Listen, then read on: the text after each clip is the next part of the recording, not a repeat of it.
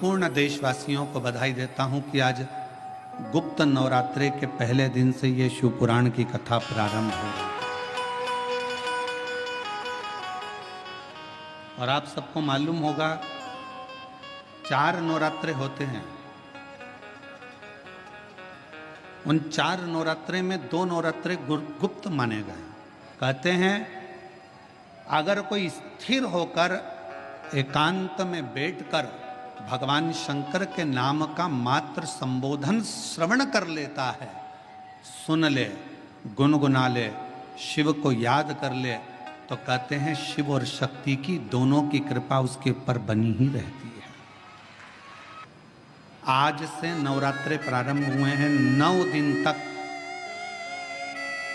ये गुप्त नवरात्रे के 9 दिन, अगर आपको ऐसा लगता है कि शिवजी आप बाबा मेरी नहीं सुन रहा, बहुत संघर्ष का जीवन चल रहा है, बहुत परेशानी का जीवन चल रहा है, बहुत कष्ट का जीवन चल रहा है और कोई मंजिल, कोई राह, कोई मार्ग दिख ही नहीं रहा,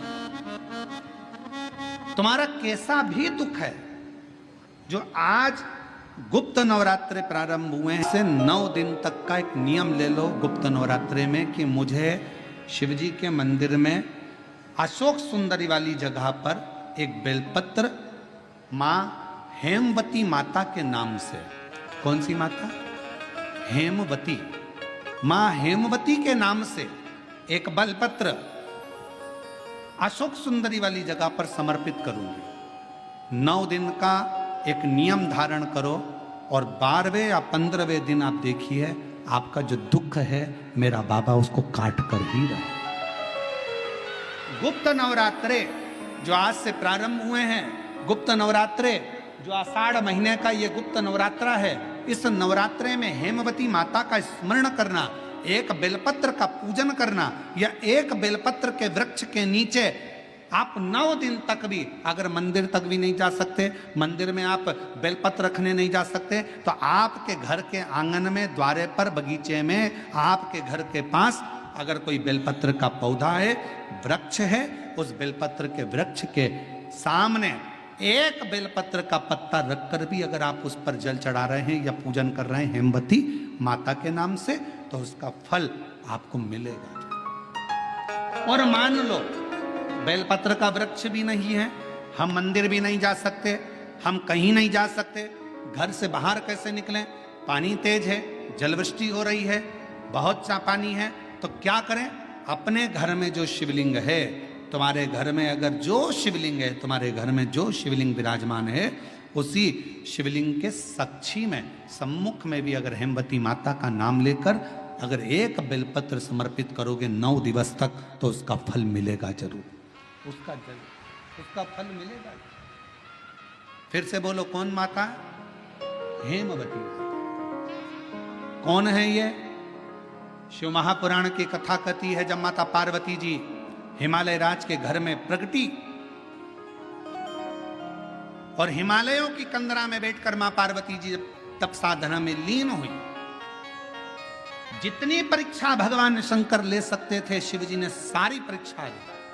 ब्रह्मदेव परीक्षा लेने आए, भगवान नारायण परीक्षा लेने आए, इंद्रदेव आए, सप्तऋषि आए, सारे साधु संतों को परीक्षा लेने भेजा, पर मां उन परीक्षाओं में पास होती चली गई।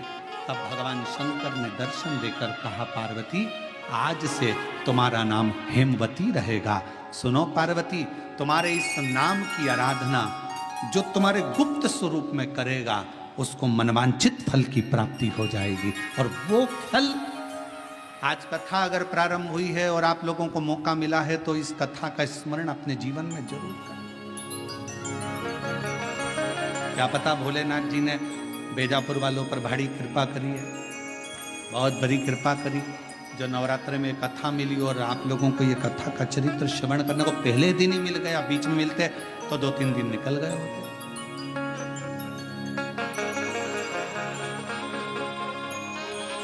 शिव और मेरे भोले तेरा सहारा है, मेरे भोले तेरा सहारा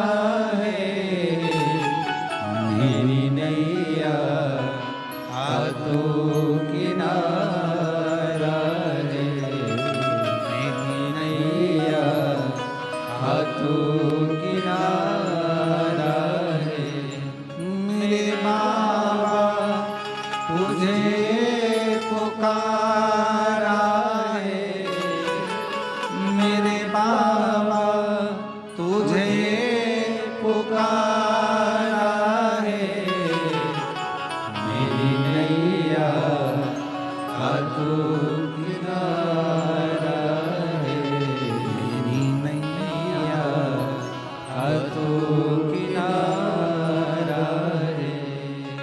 शिव जी की कथा कर, ब्राह्मण और ब्राह्मणी के घर में संतान की प्राप्ति नहीं थी, दोनों के घर में औलाद नहीं।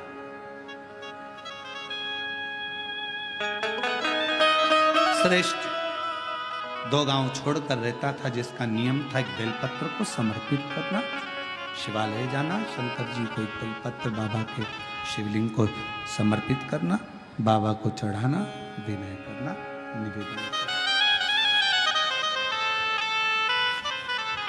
एक दिन ब्राह्मणी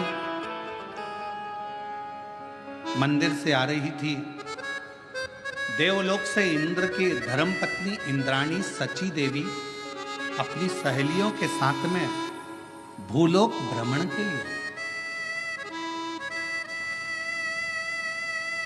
मृत्युलोक पे भ्रमण करने हैं।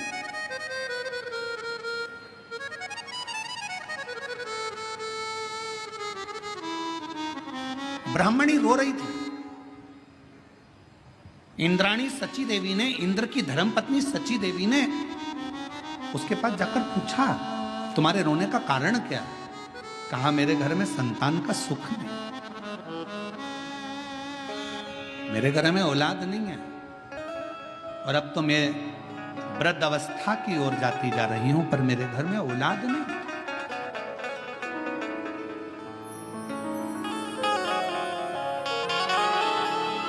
मैं किससे कहूं? इंद्राणी सची देवी ने कहा, तुम मुझे पहचानी नहीं हो, मैं इंद्र की धर्म पत्नी हूं सची, मैं इंद्र की धर्म पत्नी हूं इंद्राणी।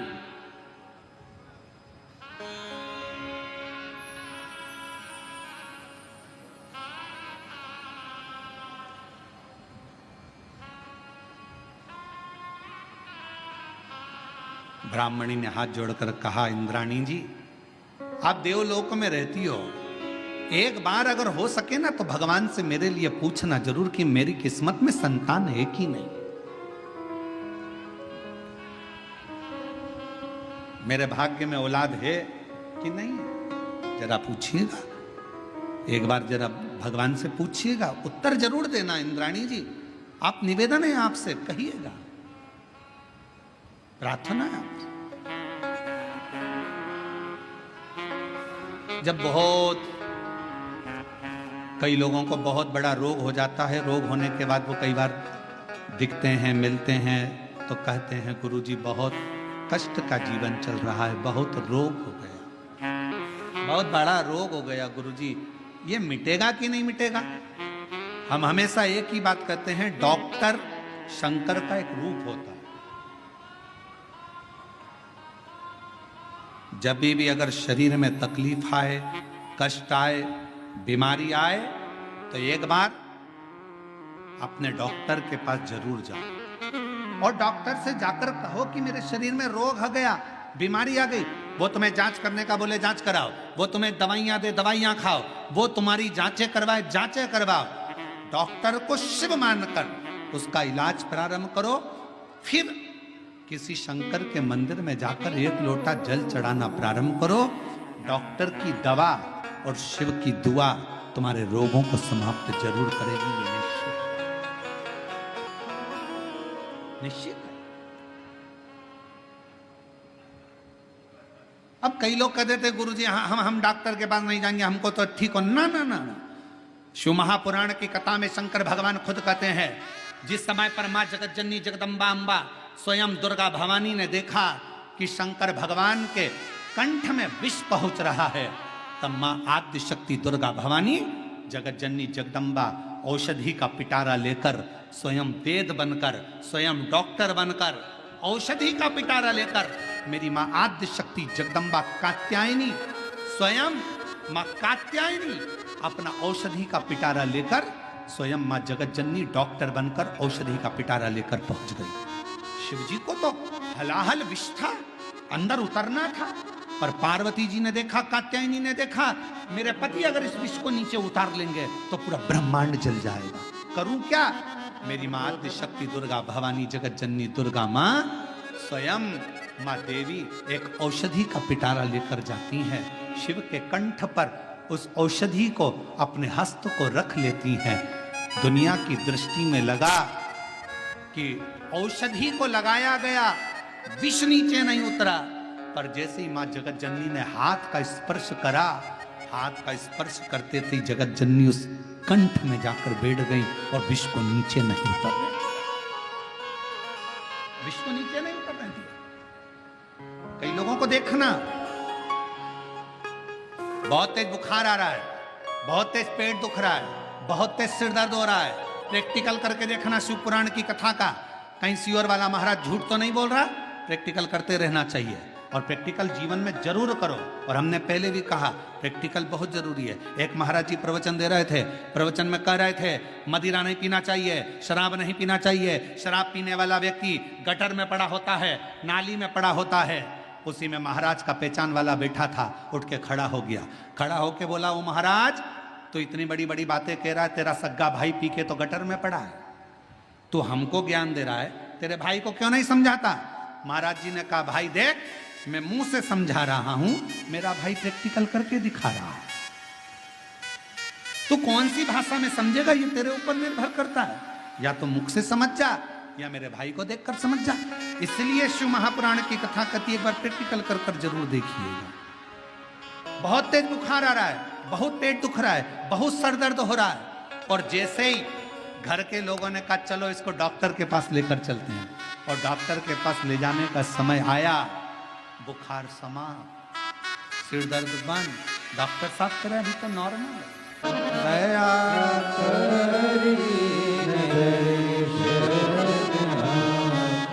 आप प्रैक्टिकल करिएगा। बुखार बहुत तेज है, डॉक्टर के पास जाने का जैसे ही लगेगा बुखार डाउन हो, पेट दर्द कितना भी कर रहा हो, डॉक्टर के पास जाने का आएगा समय, पेट दर्द थोड़ा ठीक हो। शिव का एक स्वरूप डॉक्टर को माना गया, जरूर देखा।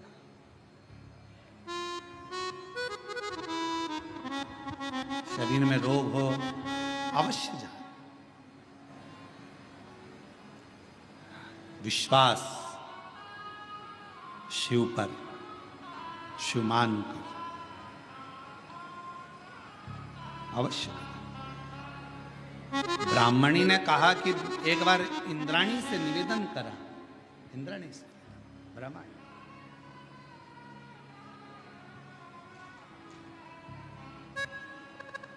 और निवेदन कर कर कहा क्या मेरी किस्मत में संतान का सुख नहीं,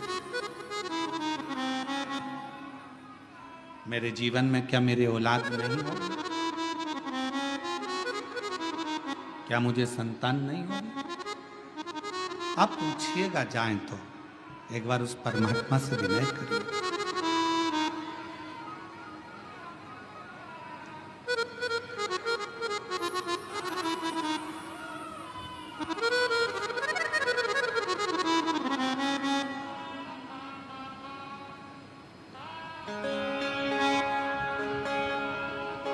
ठीक है, इंद्राणी ने कहा कि मैं जाकर पूछती हूं, और इंद्राणी गई। सची देवी ने अपने पति इंद्र से कहा कि स्वामी एक पृथ्वी पर एक ब्राह्मणी मिली थी, उसकी औलाद नहीं है, संतान नहीं है, मुझे जानना है उसकी किस्मत में क्या औलाद का सुख नहीं है, क्या संतान का सुख नहीं?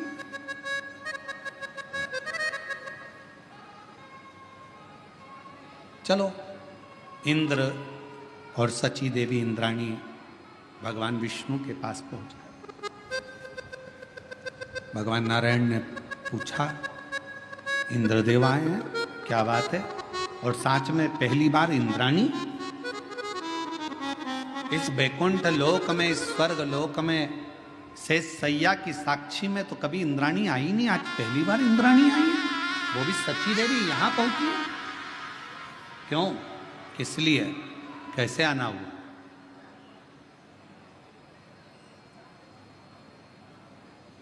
सची देवी ने हाथ जोड़कर कहा, प्रभु मेरे मन का एक संशय है, मेरे मन में बहुत दिनों से एक संशय चल रहा है। मैं पृथ्वी पर गई थी, मृत्युलोक में गई थी, और पृथ्वी पर भ्रमण करते करते गांव में पहुंच गई। वहां पर एक ब्राह्मणी से मेरा मिलना हुआ।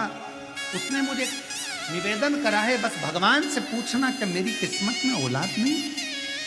भगवान विष्णु ने ब्रह्मा जी को बुलाया, भाग्य देवी को बुलाया, धर्मराज को बुलाया, पूछा बताओ इसके भाग्य में औलाद है कि नहीं। सबने लेखनी देखी, लेखनी देखकर कह दिया कि इसकी किस्मत में औलाद का सुख नहीं है, संतान का सुख नहीं है। इंद्राणी सची देवी की आंख में से जल बहने लगा। बड़ी आस लेकर तो उसने पूछा था। अब मैं उसको जवाब देने नहीं जाऊंगा, क्योंकि अगर मैं बोलने जाऊंगी कि तेरे घर में औलाद का सुख नहीं है, संतान का सुख नहीं है, तो वो मुझे पकड़ लेगी, चरण पड़े लेगी। तुम मुझे औलाद का सुख दीजिए, संतान दीजिए, मुझे वर दीजिए, कुछ भी करो, मेरे घर में संतान का सुख प्राप्त हो, उसके लिए कुछ कार्य करिए। मैं नीचे नहीं जाऊंगी। सची देवी नहीं गई, नीचे गई नहीं, इंद्राणी गई नहीं। समय बीतते बीतते एक दिन वही श्रेष्ठ बालक जो शंकर भगवान का एक नियम लिया था, एक बेलपत्र समर्पित करने का, वो निकल कर जा रहा था। दूसरे गांव से बहुत तेज जलवृष्टि हो रही थी, और बहुत तेज जलवृष्टि में उसने सोचा, कहां रुकूं मैं, कहां?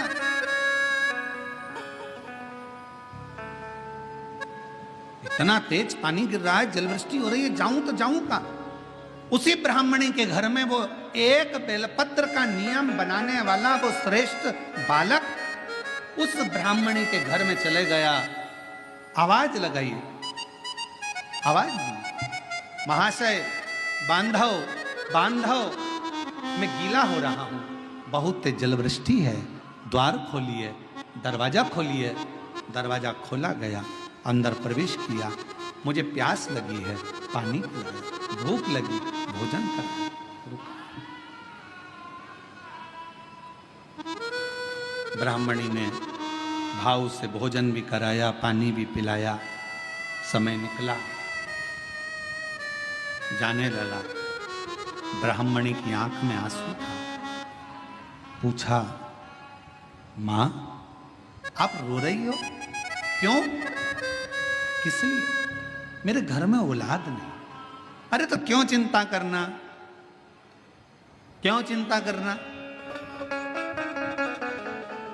शिव है ना, शंकर का नाम जपना प्रारंभ करो, तुम्हारे घर में औलाद जरूर आएगी, ये पक्का है। मैं कहता हूं ना मां, तुम्हारे घर में औलाद जरूर आएगी, तुम क्यों चिंता करती हो? चले गया बालक। 4 महीना निकला, ब्राह्मणी का गर्भ ठहर गया। गर्भ ठहर, बच्चे ने जन्म ले लिया। नगाड़े बज रहे हैं, किलकारियां गूंज रही है, पूरा गांव सजाया गया है। ब्राह्मण के घर में इतने सालों के बाद औलाद हुई है। पूरा गांव सजाया गया, नगाड़े बजे, लड्डू बांटे गए, खूब धूम मची। इंद्राणी के कानों में शब्द गया। इंद्राणी पृथ्वी पर भ्रमण करने फिर आई। इंद्राणी भ्रमण करते करते जैसी पृथ्वी पर आई और आते से उसने देखा कि कि यहाँ इतना नगाड़ा क्यों बज रहा है, तो कहा इसके घर में संतान हुई है, पुत्र हुआ है। संतान? हाँ। इंद्राणी बोलती, हो ही नहीं सकता कि इसके घर में औलाद हो जाए। इंद्राणी गई वापिस इंद्रदेव के पास। महाराज महाराज, इंद्रदेव ने पूछा क्या हुआ? अपन भगवान विष्णु के यहाँ गए थे और भगवान विष्णु ने धर्मराज को बुलाया था, भाग्य देवी को बुलाया था, ब्रह्मा जी को बुलाया था और पूछा था क्या औलाद का सुख है? सबने मना करा था। एक बार वापिस चलो, फिर वापिस गए। भगवान नारायण के पास में जाकर इंद्राणी ने कहा, प्रभु आपने तो कहा था कि उस ब्राह्मण के घर में औलाद का सुख नहीं है, संतान का सुख नहीं है। भाग्य देवी ने देखकर कहा था कि औलाद नहीं होगी, धर्मराज ने कहा था इसके घर में औलाद नहीं होगी, ब्रह्मा जी ने लेखनी देखकर कहा था इसके घर में औलाद नहीं होगी, फिर ये औलाद का सुख कहां से आ गया? तब भगवान नारायण ने कहा, ब्रह्मणी, ऐ सची देवी, जो देवता भी लेख को नहीं पलट सकते, वो शंकर का एक भक्त उस लेख को पलट सकता।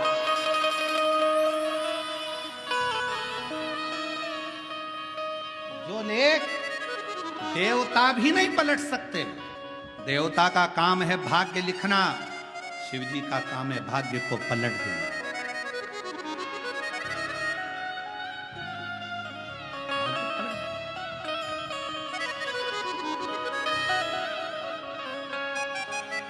भोलेनाथ नमन चरणों में स्वीकार कीजिए, सबका किया है मेरा भी उद्धार कीजिए, उद्धार कीजिए।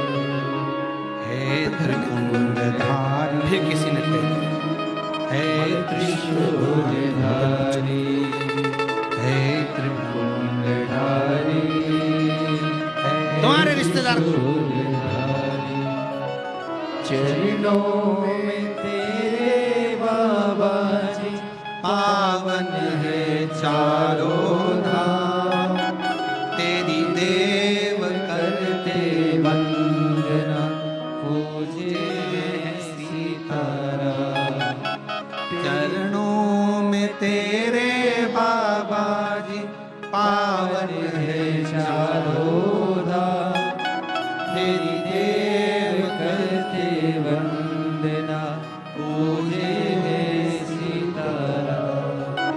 हो जाए पूरी कामना, हो जाए पूरी कामना, उपकार कीजिए, सबका किया है मेरा भी उद्धार कीजिए, उद्धार कीजिए। हे त्रिपुंडधारी, हे त्रिशूलधारी, हे त्रिपुंडधारी, हे त्रिशूलधारी, चरणों में भोले बाबा। हे मेरे शिव, हे मेरे अब करुणा करने वाले भगवान विष्णु ने कहा, सची, भाग्य देवता ने लिखा इसके किस्मत में संतान नहीं, ब्रह्मा जी ने लेखनी में लिखा इसके घर औलाद नहीं।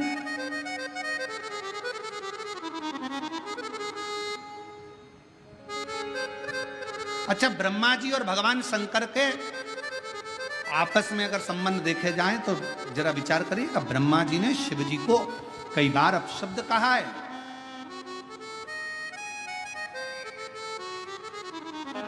क्या कारण था? क्योंकि ब्रह्मा जी जो लेखनी में लिखते थे और कोई भक्त तुरंत अगर ब्रह्मा जी के पास में, भगवान शिव जी के पास में आ जाता और एक लोटा जल समर्पित कर कर विनती करता, तो भगवान उसकी लेखनी को पलट देते, लेखनी को पलट। चरणों में तेरे बाबा जी, पावन है चारों धाम, तेरी देव करते वंदना, पूजे सीताराम। हो जाए पूरी कामना, उपकार कीजिए, सबका किया है मेरा भी कल्याण कीजिए, उद्धार कीजिए। हे त्रिपुंडधारी, हे त्रिशूलधारी, हे त्रिपुंडधारी, हे त्रिशूलधारी। हे सची देवी, इनकी किस्मत में औलाद नहीं थी, संतान नहीं थी, पर एक शिव भक्त जिसने एक बेलपत्र चढ़ाने का नियम अपनी जिंदगी में धारण करा था, वो शिव भक्त श्रेष्ठ नाम का बालक इनके घर में पहुंच गया, उसके कारण इनका भाग्य पलट गया और जो नहीं था किस्मत में वो भी किस्मत में प्राप्त हो।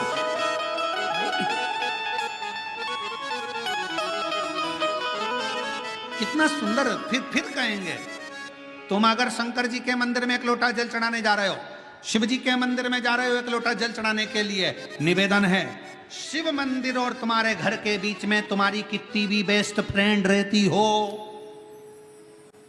सगे रिश्तेदार रहते हो, पर निवेदन है जल चढ़ाने के पहले और जल चढ़ाने के बाद घर से जाओ सीधे जल चढ़ाया, जल चढ़ा के सीधे अपने घर आए। ना बेस्ट फ्रेंड ना कोई रिश्तेदार,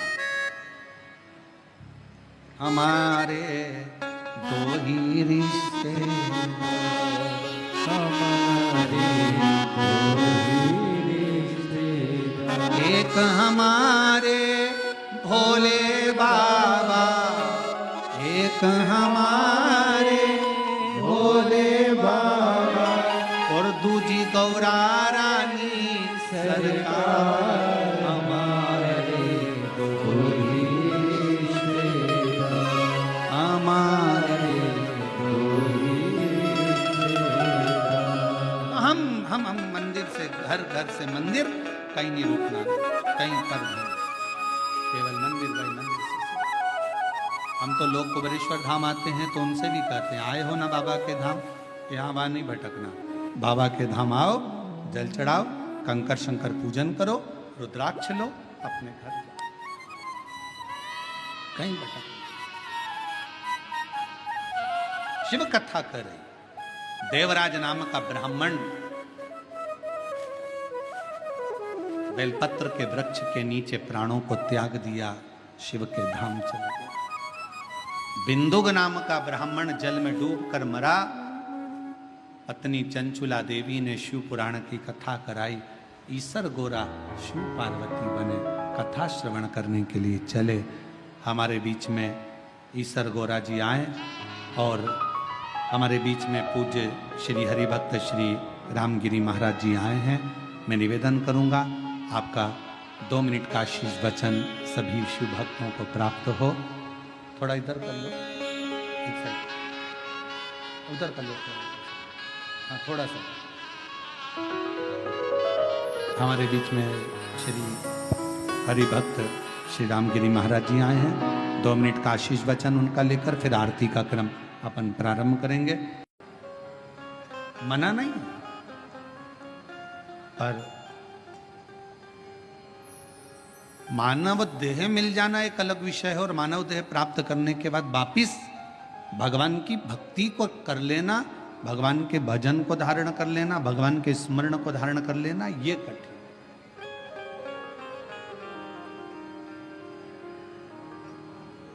बेजापुर की मेरी जीजियों, बेजापुर के मेरे जीजाओं, मेरी बेटियों बेटाओं, मेरी माताओं, मेरे भाई, पिता तुल्य पूर्वजों के रूप में स्वयं पिता तुल्य विराजमान सभी बुजुर्ग भाई बहन से भी निवेदन करूंगा कि अगर मनुष्य देह मिली है, मानव का शरीर मिली, आप 24 घंटे भगवान का भजन ना कर सकते हो मत करो। कोई जरूरी नहीं है कि आप 24 घंटे भगवान का नाम लेंगे। 21,600 श्वास जो मानव की देह में मिली है, मनुष्य शरीर में मिली है, इस 21,600 श्वास में से अगर मात्र 600 श्वास भी आप भगवान शंकर को और अपने इष्ट भगवान राम या कृष्ण, जिसका आप गुणगान करते हो, हरि विठ्ठल पांडुरंगा, जिसको आप भजते हो, उसको अगर मात्र 21,000 जो 600 श्वास मिली है उसमें से मात्र 600 श्वास भी आप अगर परमात्मा को दे रहे हो तो समझ लेना कि 21,000 श्वास से आपकी वैसे ही सिद्ध होती चली जा रही, वैसे ही सिद्ध। आप जितना जितना भगवान की भक्ति में, जितना जितना भगवान के भजन में, जितना जितना भगवान के नाम में, जितना जितना भगवान के स्मरण में इस जिह्वा को, इस शरीर को, इस मन को लगाएं।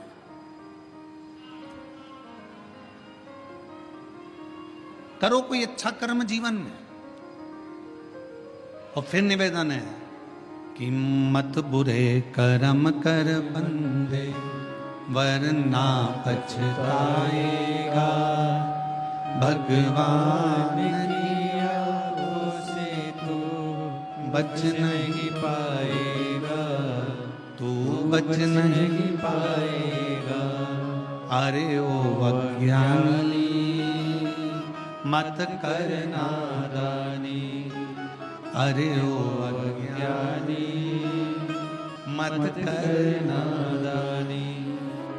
तेरे कर्म का फल भी तू ही पाएगा, जैसा किया तूने तेरे आगे आएगा। मत बुरे कर्म कर बंदे वरना पछताएगा। भगवान की आंखों से तू बच नहीं पाएगा, तू बच नहीं पाएगा। अरे ओ अज्ञानी मत कर नादानी। रहो परिवार में, कुटुंब में, नातों में, रिश्तों में। कोई तुमसे कह दे कि तुम अपना घर छोड़ दो तो कह देना सीवर वाले महाराज ने मना करा, मैं अपना घर नहीं छोड़ सकती। कोई तुमसे कह दे कि तीर्थ में जाकर बैठ जाओ तो मना कर देना, हमारे बस की बात नहीं है तीर्थ में बैठना। कोई तुमसे कहे किसी नदी के तट पर जाकर बैठ जाओ, सन्यासी बन जाओ, संत बन जाओ, साधु बन जाओ, तपस्वी बन जाओ, साधक बन जाओ, उपासक बन जाओ, मना कर देना, हमारे बस का कुछ भी नहीं है। शिव महापुराण की कथा तो कहती है शंकर का एक तत्व अपने भीतर धारण करो। शिवजी अपनी अर्धांगिनी धर्मपत्नी के साथ रहते हैं, शिवजी अपने बच्चों के साथ रहते हैं। 33 कोटि देवताओं में केवल एक देवाधिदेव महादेव ऐसे हैं जो अपने पूरी विथ फैमिली पुजाते हैं। विथ फैमिली, पूरा परिवार। भगवान शंकर किसी देवता का परिवार पूरा पूछते हुए बता दो। 33 कोटि देवताओं में केवल एक शंकर भगवान हैं जिनकी धर्म पत्नी को भी पूजा जाता है, जिनके पुत्र श्री गणेश जी को भी पूजा जाता है, जिनके पुत्र श्री कार्तिकेय बाबा को भी पूजा जाता है, जिनकी बहुएं रिद्धि सिद्धि भी पूजा जाती है, जिनकी बेटी अशोक सुंदरी भी पूजा जाती है, जिनकी कन्याएं जया, विषहरा, शामली बारी, दौतली देव भी पूजा जाती है, जिनके पोते शुभ और लाभ पूजा जाते हैं, जिनके परपोते अमोद और प्रमोद पूजा जाते हैं। जरा विचार करिएगा कि 33 कोटि देवताओं में केवल एक देव है, देवाधिदेव महादेव, जो अपनी फैमिली के साथ फुल एंजॉय में, आनंद में जिंदगी जीने का तरीका सिखाते हैं। केवल शिव। और आज का व्यक्ति बाहर एंजॉय करने का तरीका ढूंढता है। मैं दोस्तों के साथ जाऊंगा, वहां घूमने जाऊंगा, वहां ऐसा करने जाऊंगा, वहां मुझे खुशी मिलेगी। पत्नी को छोड़ दो घर में, पत्नी रह गई घर में, चलेगा दोस्तों के साथ एंजॉय करने के लिए, और मालूम पड़े कि वहां करा क्या, थोड़ा सा नशे का पान करा, कमरे में पड़े रहे और शुद्धि चली गई। दोस्तों ने विचार करा, पैसा लाया था खत्म हो गया, होटल वालों ने कहा चलो समाप्त हुआ पैसा, तुम भी बाहर निकलो, चलो यहाँ से, और निकाल दिया। अगर एंजॉय करना है, मेरे शिव जी कहते हैं अपनी अर्धांगिनी पार्वती के साथ शंकर भगवान विराजमान है, अपने बच्चों के साथ शिव जी विराजमान है, अपने परिवार के साथ शंकर भगवान विराजमान है। शिव जी कहना चाहते हैं कि अपनों के साथ में रहकर जो खुशी का आनंद है वो आनंद दुनिया में कहीं नहीं मिल सकता है। अपनों की श्रेष्ठता में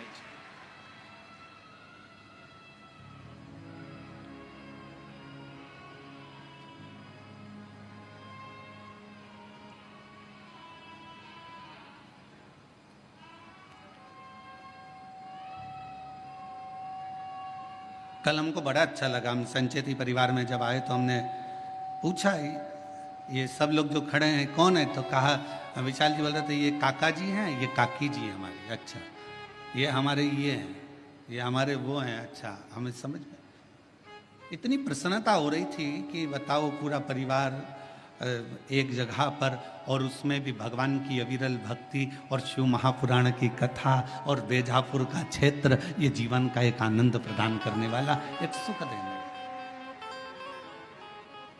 रखो। और शंकर जी के परिवार में एक चीज और है, थोड़ा सावधानी रखिएगा, सबको निभा के चलना है। जगत जननी दुर्गा भवानी बैठती है काय पर, जम के बोलो, शेर पर। शंकर भगवान बैठते हैं नंदी पर। शिव जी के गले में सर्प, गणेश जी चूहे पर, कार्तिकेय जी अरे बोलते तो जाओ मोर पर। हमें भी तो मालूम पड़े बेजापुर में सबकी आवाज मवाज तो ठीक है? अगर जीजियों की आवाज डाउन होगी तो दिक्कत हमको होगी हो, तो थोड़ा सा दमदारी से बोलो है। कार्तिकेय जी काय पर बैठते हैं? मोर पर। अब भाई आवाज इतनी जोरदार आवाज में बोला करो, घर जाके नजर भी उतरवा लिया करो। है?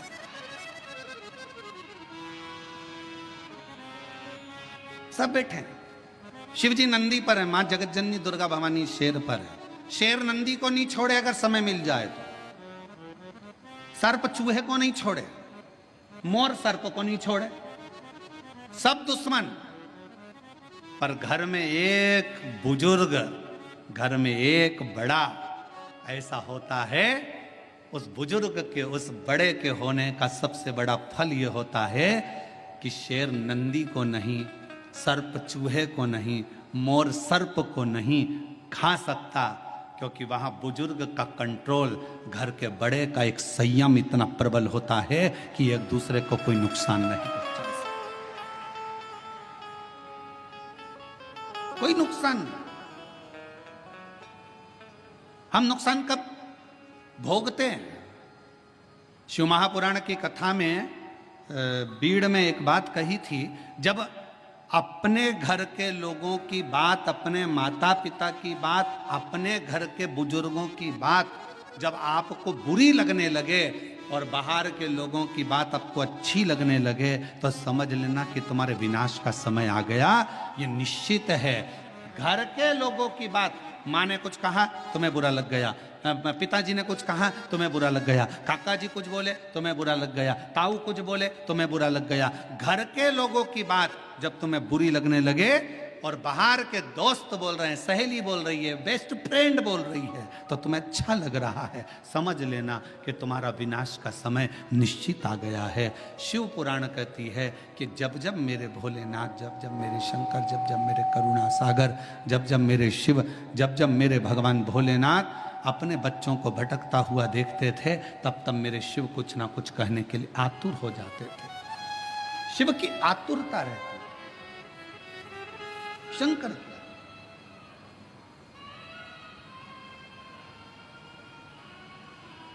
शिव की आतुरता रहती,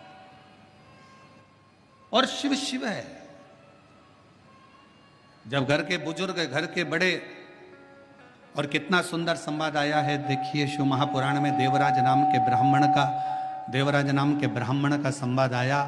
देवराज नाम के ब्राह्मण का जो चरित्र वर्णन किया गया, उस संवाद में कहा गया, शिव जी की कथा चल रही है, देवराज ब्राह्मण के घर में जन्म लेने वाला एक बालक है।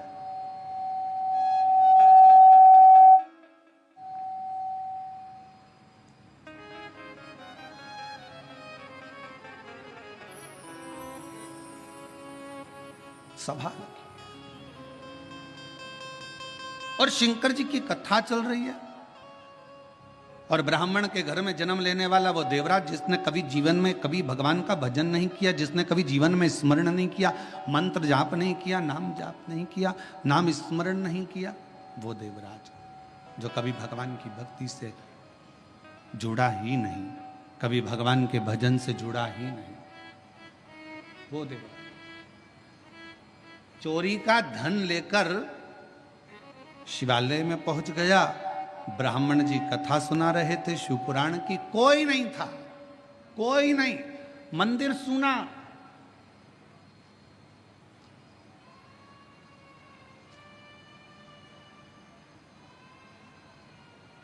शिव महापुराण का सबसे बड़ा श्रोता कौन है?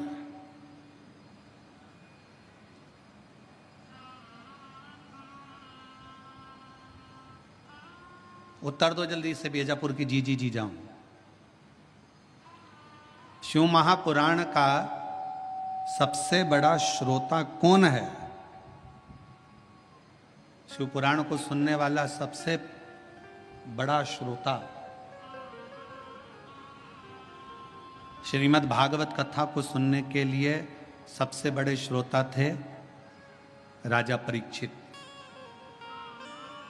रामचरितमानस को सुनने के लिए सबसे बड़े श्रोता थे काशी नरेश। पर शिव महापुराण का सबसे बड़ा श्रोता कोई मानव नहीं, कोई मनुष्य नहीं। शिव महापुराण का सबसे बड़ा श्रोता स्वयं देव अधिदेव महादेव शंकर और पार्वती है। शिव श्रेष्ठ श्रोता बनकर बैठे हैं, श्रेष्ठ श्रोता बनकर।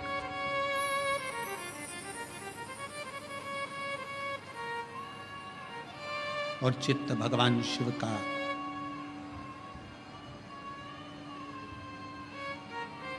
जिस स्थान पर देवराज नाम का ब्राह्मण शिवालय के अंदर पहुंचा है,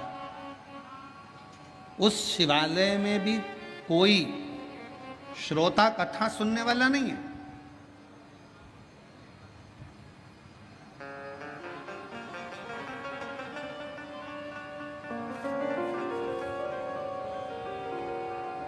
और यदि आप लोगों ने कोरोना महामारी में अगर इस शिव पुराण की कथा को ऑनलाइन सुना होगा टीवी पर, तो आपने उस समय पर भी देखा होगा, उस समय पर भी श्रवण करा होगा कि कोरोना महामारी के समय पर केवल शिव महापुराण की कथा चल रही थी और पूरा प्रांगण पूरा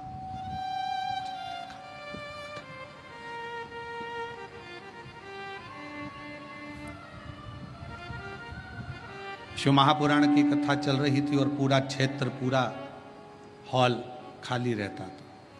कौन सुन रहा? देवराज नाम का ब्राह्मण भगवान शंकर के मंदिर में चोरी का धन लेकर पहुंचा।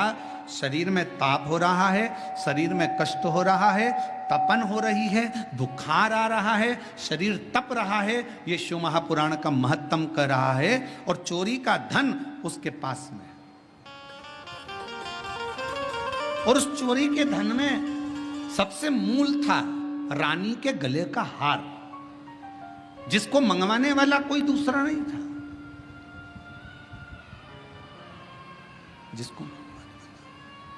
जिसको मंगवाने वाला कोई दूसरा नहीं था, जिसको मंगवाने वाली केवल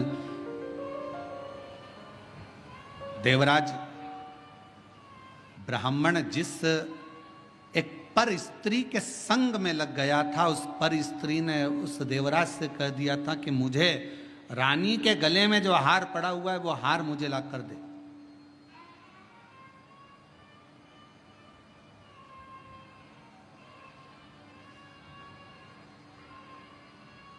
और देवराज उस स्त्री के कहने पर चोरी करने चले गया, धन हार चुरा कर लेकर आ गया, शिव जी के मंदिर में पहुंच गया। शंकर जी के चोरी का धन उसके पास में रखा हुआ था, चोरी का धन उसके पास में रखा हुआ था। कथा कोई नहीं मंदिर के अंदर, केवल शंकर का शिवलिंग, नंदी और देवराज कथा करने वाला कथा कर रहा।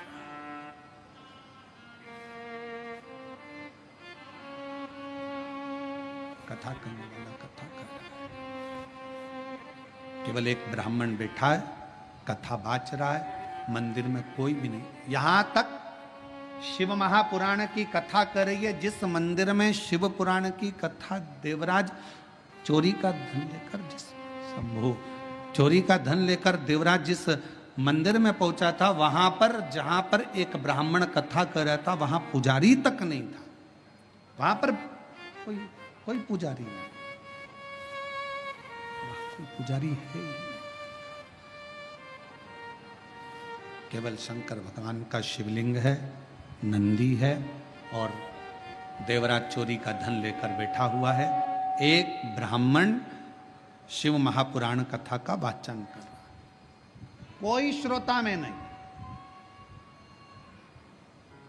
और भगवान शंकर ने मां पार्वती जी को यह कहा है, पार्वती सुनो, जहां पर शिव महापुराण की कथा होती है, श्रवण करने के लिए जो पुरुष और स्त्री, बेटा और बेटी, नर नारी, गंधर्व, अप्सरा, देवता शिव महापुराण की कथा को अगर श्रवण करने के लिए जाते हैं, तो वहां केवल संसार का मनुष्य, संसार का मानव ही नहीं रहता, वहां पर स्वयं शिव कहते हैं कि मैं और शक्ति दोनों उस कथा को श्रवण करने के लिए उस मनुष्य के रूप में पहुंच गए।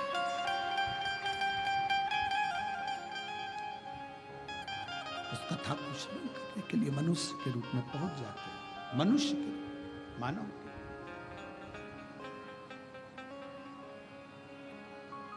अब जितने भी श्रोता भाई बहन इस कथा को श्रवण करने के लिए आए हैं, जितने भी श्रोता भाई बहन इस कथा को सुनने के लिए आए हैं, कथा श्रवण करने के लिए बैठे हैं, तो आप सबसे निवेदन है, आप कोई साधारण व्यक्ति नहीं है, आप कोई साधारण नहीं है।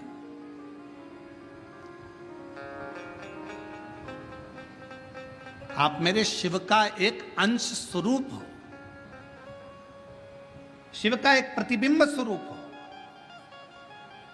और शिवोहम शिव महापुराण की कथा जो इससे पहले निकुंभ छत्तीसगढ़ में करी, उसमें बताया था शिवोहम का मतलब ही यही है कि शिव आपके अंदर है, केवल आपका भजन, आपका कीर्तन, आपका मंत्र जाप, आपका स्मरण, आपका नाम जाप शंकर को भीतर से प्रकट कर ले,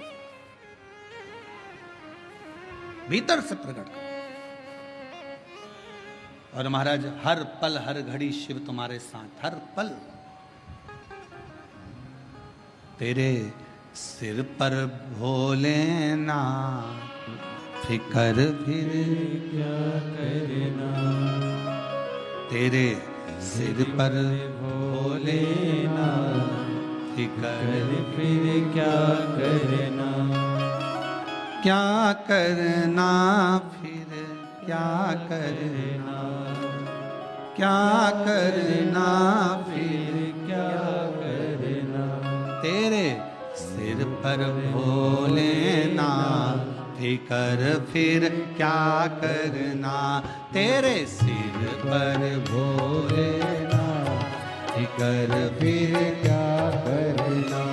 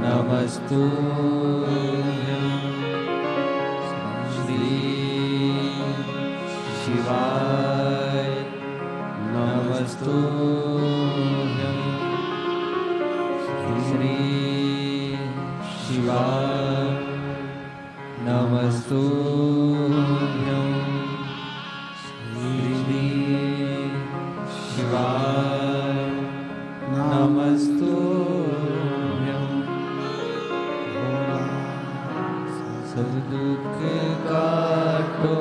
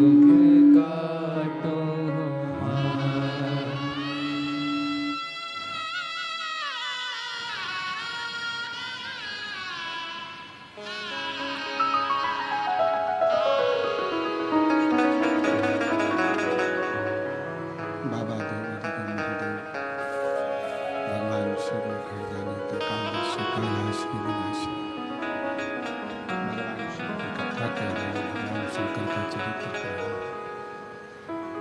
शिव महापुराण की कथा वर्णन कर रहे हैं। शिवालय में कोई नहीं, केवल एक शिवलिंग है, नंदी है और कथा वाचने वाला एक ब्राह्मण चोरी कर कर धन लाया हुआ वो दे।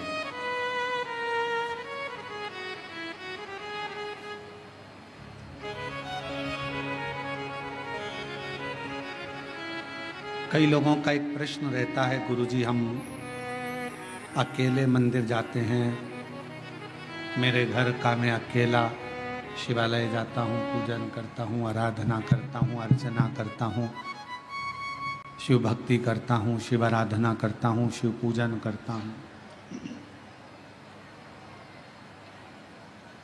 पर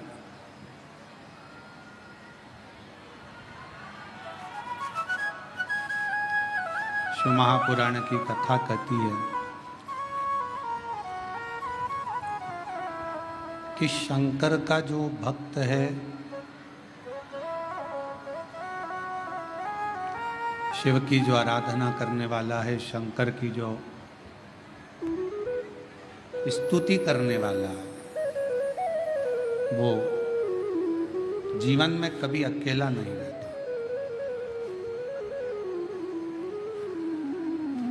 माँ के गर्भ में बच्चा आता है, गर्भ में जब बच्चा आता है उस समय से शिव उसकी धड़कन के रूप में उसके अंदर विराजमान हो जाता है।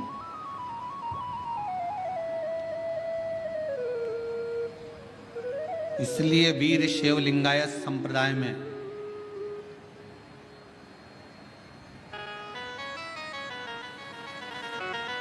वीर शिवलिंगायत संप्रदाय के अंदर यह बात कही जाती है कि गर्भाधान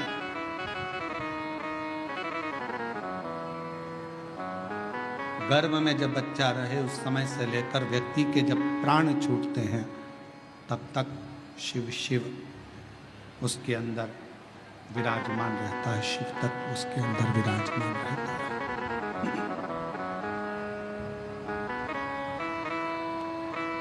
शिव उसके अंदर विराजमान। इसलिए कई लोग कहते हैं कहां से आया कहां जाएगा, तो शिव महापुराण की कथा कहती है कि शिव के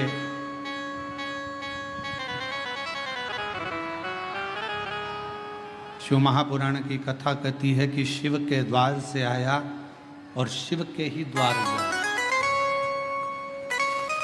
पर कब?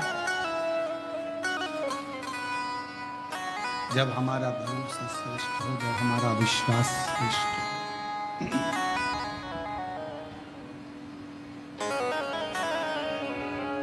जब तक हमारा भरोसा हमारा विश्वास श्रेष्ठ नहीं होता तब तक शिव का मिलना बड़ा मुश्किल। एक पत्र है, अच्छा है, देखिए।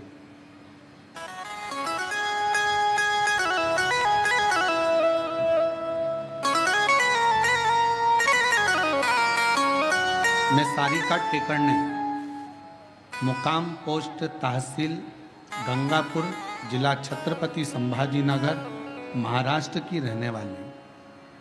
कहीं बैठी हों तो हाथ हिला सकती हैं। अगर कहीं बैठी हों तो हाथ हिला सकती हैं। सारिका टेकरने, मुकाम पोस्ट तहसील गंगापुर, जिला छत्रपति संभाजी नगर, महाराष्ट्र की रहने वाली। अगर कहीं बैठी हों तो हाथ हिला सकती हैं। और अगर आई हों और बच्चा आया है साथ में क्या? अगर बच्चा आया हो तो उसको भी ला सकती हैं। आया है, ले आओ उसको भी। पत्र को एलईडी पर, आस्था चैनल पर, एलईडी पर चल रहा है पत्र, एलईडी और आस्था चैनल पर चालू है। आप पत्र को साथ में पढ़ सकते हो। मैं सारिका टेकरने, मुकाम पोस्ट तहसील गंगापुर, जिला छत्रपति संभाजी नगर, महाराष्ट्र की रहने वाली हूँ। मेरा मोबाइल नंबर यह है। एक लोटे जल और शिव भक्ति का वर्णन करूं।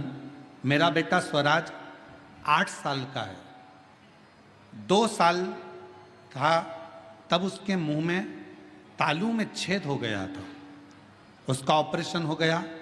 ऑपरेशन के बाद से उसको चलने में दिक्कत आने लगी। 1.5 महीने बाद वो कोमा में चले गया। कोमा में जाने के बाद उसको दिखना बंद हो गया और ऐसा करते करते करते करते सालों हो गए जिसमें उसकी आंखों की रोशनी भी नहीं थी और कोमा में भी था। तब किसी ने कहा कि लॉकडाउन में कथा आ रही है टीवी पर। हमने उसको पहली बार सुनना प्रारंभ करा और 1 लोटा जल शिव जी को चढ़ाना प्रारंभ करा। जल चढ़ाकर स्वराज को पिला देते और उसके शरीर पर लगा देते। उसको दिखता नहीं, कोमा में सुध नहीं। तब किसी ने कहा कि एक बार सीहोर चलते हैं, वहां से रुद्राक्ष लाते हैं। हम लोग सीहोर गए, वहां से रुद्राक्ष लाए। रुद्राक्ष को तांबे के कलश में गलाते और उसका जल पिलाना प्रारंभ करा। आज मैं बाबा को धन्यवाद देने के लिए आई हूँ कि मेरा 8 साल का बेटा अब उसको दिखाई भी देने लगा और चलना भी आता है। अब वो हर रोज हमारे साथ अमृतसर भगवान के शंकर के मंदिर जाने लगा और शिव जी को जल चढ़ाने लगा। मैं बाबा को यहाँ प्रणाम करने के लिए आई हूँ। एक लाइन अच्छी लिखी है, आप और हम उस लाइन को गुनगुनाते हैं कि लुटा दिया भंडार का शिवाले कर दिया माला माल आशीवाले जो जैसी भावना लाया ओ वैसा ही फल पाया। नहीं खाली उसे लौटाया वो मन ही मन घर एक पत्र और अच्छा है। मेरा नाम छाया सचिन रोहम है। मैं बेजापुर की रहने वाली हूँ। कहीं बैठी हों तो हाथ हिला सकती हैं। मेरा नाम छाया सचिन रोहम, मैं बेजापुर की रहने वाली हूँ। आए हैं, बच्चा आया साथ? हाँ, ले आइए। मेरा पुत्र जिसका नाम साईं है 6 साल तक बोल नहीं सकता था। हम लोग दिखाए, डॉक्टरों का इलाज कराए, पर इसकी आवाज नहीं थी। तब किसी ने कहा कि शिव पुराण की कथा आती है, उसको सुनो। बच्चे को भी सुनवाया, कथा भी सुनना प्रारंभ करी। सीहोर गए, वहां से रुद्राक्ष मिला। हर दिन उस रुद्राक्ष का पानी बेटे को पिलाना प्रारंभ करा। आज मैं बाबा को प्रणाम करने के लिए आई हूं कि मेरा बेटा 8 साल का हो गया, अब बोलना प्रारंभ करा। मैं बाबा को धन्यवाद देने के लिए आई हूं, बाबा को प्रणाम करने के लिए। बच्चे को लेकर आ सकते हैं। एक पत्र और बड़ा सुंदर आया है। दीपक, जरा पढ़ के बताओ क्या लिखा है। दीपक एचलावर,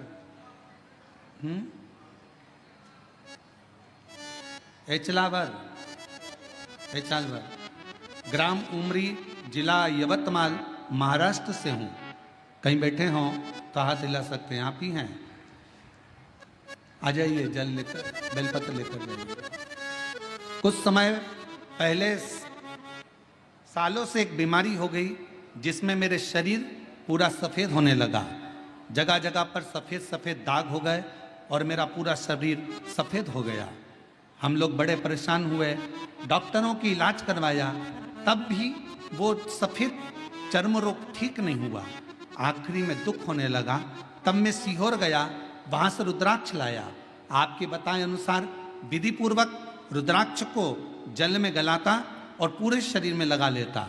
बाबा का गाय के दूध वाला प्रयोग करा, शिव जी को बेलपत्र चढ़ाई और ऑनलाइन शिव महापुराण की कथा को श्रवण करा। आज मेरा शरीर सफ़ेद रोग से मुक्त हो गया, पूरा की पूरा शरीर मेरा अच्छा हो गया। मैं बाबा को यहाँ प्रणाम करने के लिए आया हूँ, बाबा को नमन करने के लिए आया। और तेरी कृपा का क्या है भरोसा, अब किस पर भरोसा, जरा सी हम पर कर दो, ओ जरा सी हम पर कर दो। तेरी कृपा का क्या है भरोसा, अब किस पर भरोसा,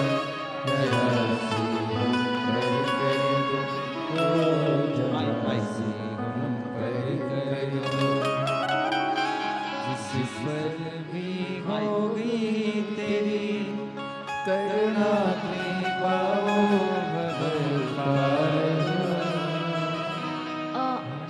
ओम नमः शिवाय।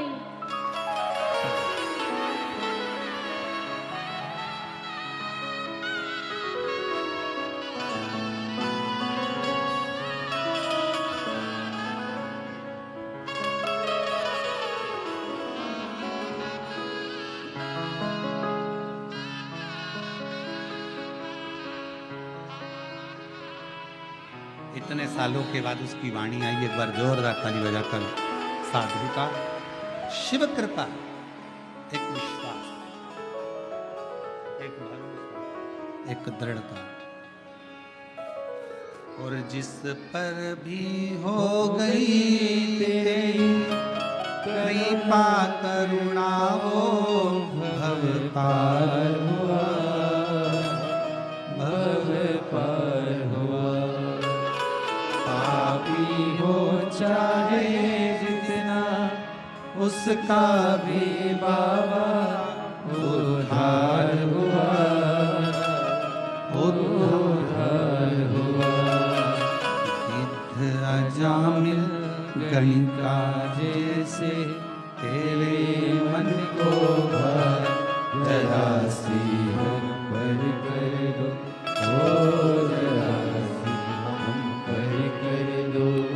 तेरी कृपा का क्या है भरोसा, कब किस पर हो जाए, जरा सी हम पर कर दो, ओ जरा सी हम पर कर दो। कैसी कृपा? शिव को करुणा करना थी, इसलिए देवराज ब्राह्मण को चोरी का सामान लेकर भी शिवालय तक बुला लिया।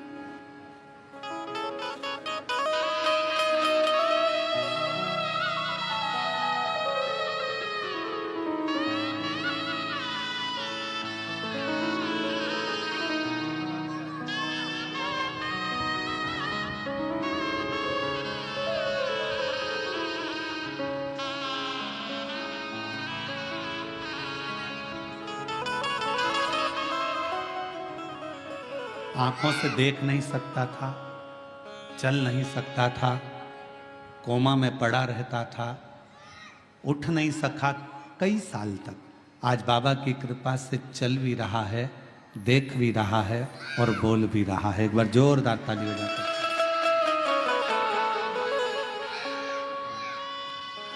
तेरी कृपा का क्या है भरोसा, कब किसी पर हो जाए, जरा सी हम पर कर दो, ओ जरा सी हम पर कर दो। एक शिव की करुणा क्या कर, विश्वास।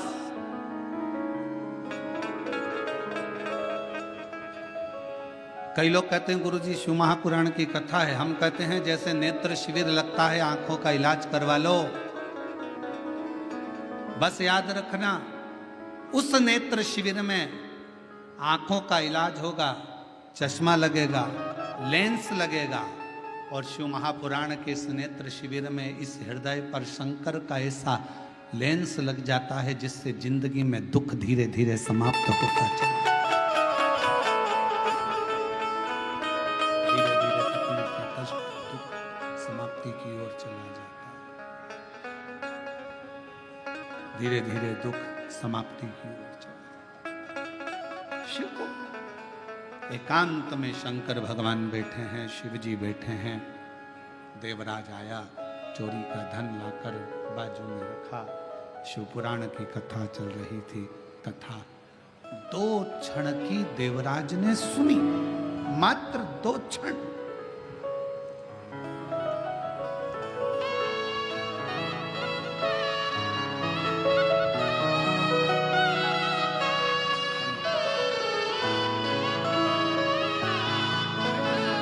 भाई का पूरा शरीर पर सफेद सफेद दाग हो गया था, पूरा चमड़ी का रोग पूरे शरीर पर हो गया था। अब बाबा की कृपा से ठीक है, एक बार हाथ हिला दो। शिव की कृपा से पूर्ण चमड़ी, बाबा की कृपा से चर्म रोग ठीक हुआ, शिव करने से।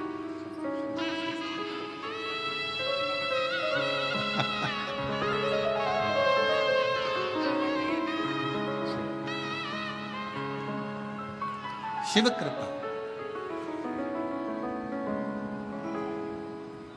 कथा में मन नहीं लगा देवराज का, चित्त नहीं लगा,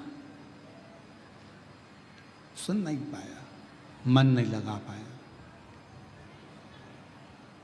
क्योंकि शरीर में ताप था, शरीर में बीमारी थी। जब कथा में मन नहीं लगा, देवराज का चित्त नहीं लगा, हृदय नहीं लगा, कथा को छोड़कर देवराज नामक का ब्राह्मण अपना चोरी का धन लेकर बाहर निकल, मंदिर से बाहर।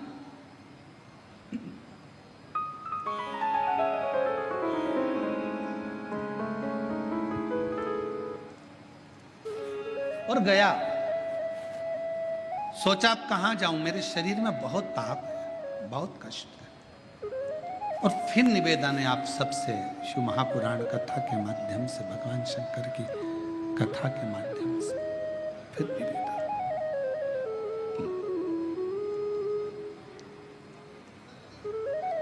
जब सारी दुनिया के हाथ जोड़ लो, सबको नमन कर लो, प्रणाम कर लो, सब जगह से जब हार जाओ, सारी दुनिया के हाथ जोड़ लो, सब जगह से जब हार जाओ, सब जगह से जब थक जाओ, तब आखिरी में मेरे शिव के दरवाजे पर एक बार जरूर जाओ और वहां जाकर एक लोटा जल चढ़ाना प्रारंभ।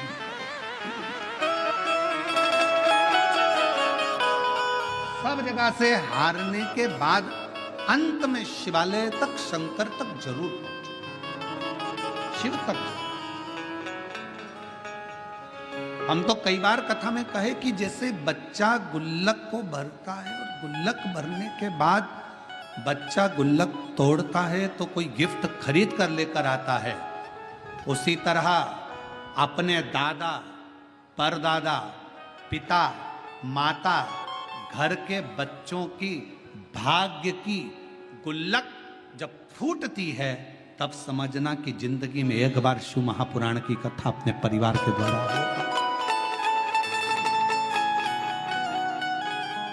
अपने पूर्वजों ने जो पुण्य ककृत करा होता है गुल्लक में, दादा परदादा ने, अपने सास ससुर ने, अपने माता पिता ने, अपने पूर्वजों ने जो पुण्य की गुल्लक भरी होती है, वो गुल्लक जब फूटती है, तब जाकर अपने परिवार में, अपने गांव में, अपने नगर में, अपने शहर में एक भगवान की कथा श्रवण करने का सौभाग्य प्राप्त हो पाता है।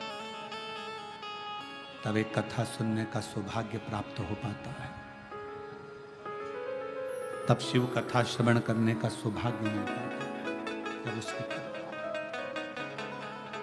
पुण्य की गुल्लक भराए तो समझो कि भगवान की करुणा, भगवान की उदारता, भगवान की कृपा। अब करे तो क्या? देवराज चोरी का धन लेकर बेलपत्र के वृक्ष के नीचे बैठ गए। कथा की शुरुआत में बेलपत्र के वृक्ष की महत्वता का वर्णन क्यों करा, किस लिए करा? हम कल्प वृक्ष नहीं देख सकते, हम कल्प वृक्ष की करना, उसकी विचार भी नहीं कर सकते।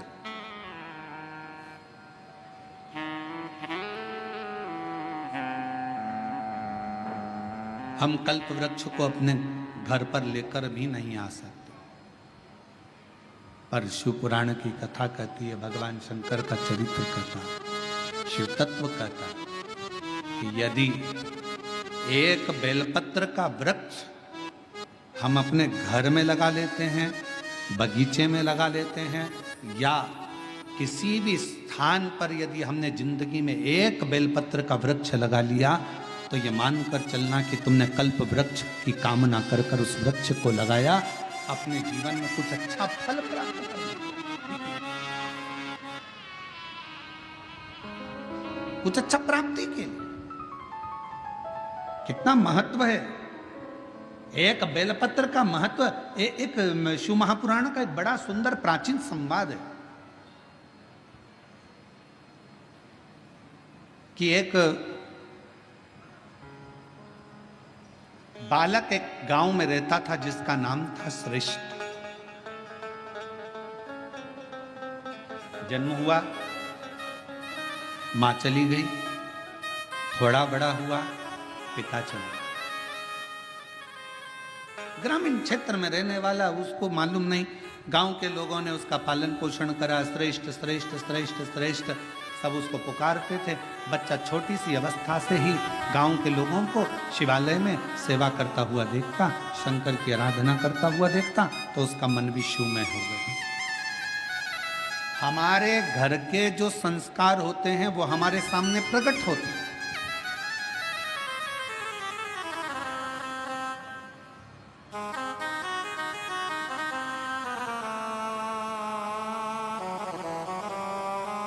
कल जब हम संचेती जी के यहाँ आए तो हमने उनको सबसे पहला शब्द उनके घर में उनके माता पिता को यही कहा कि आपके पुत्र विशाल और बहुरानी, घर के बच्चों को आपने जो संस्कार दिया, ये संस्कार आज सामने देखने को मिलता है। कम से कम इतनी बड़ी शिव महापुराण की कथा अपने माता पिता और अपने पूर्वजों का आनंद के लिए कराई तो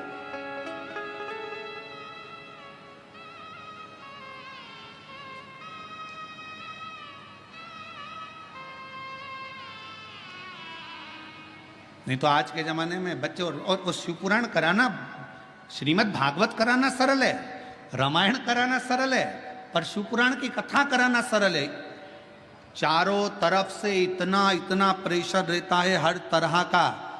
पानी गिर रहा है, कीचड़ हो गया, कहाँ बैठेंगे, क्या होगा, गाड़ी कहाँ से निकलेगी, पार्किंग कहाँ करी जाएगी, भोजन व्यवस्था कैसे करी जाएगी, कैसे करा जाए, महाराज कहाँ रुके, क्या खिलाए, क्या पिलाए, क्या करे, इतने भक्त आएंगे, ये आएंगे, वो आएंगे, दुनिया भर के फोन भी आएंगे, हमें आगे बैठना है, हमें यहाँ बैठना है, हमें वहाँ बैठना है, पूरी चिंता चिंता चिंता चिंता चिंता।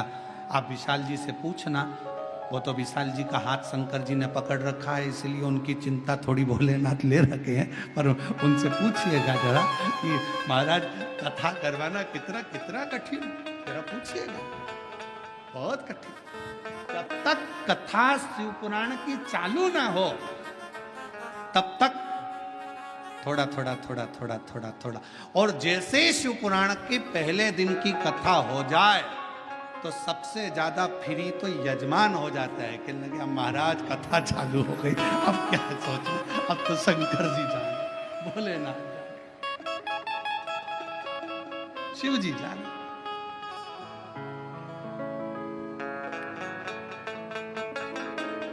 और हम तो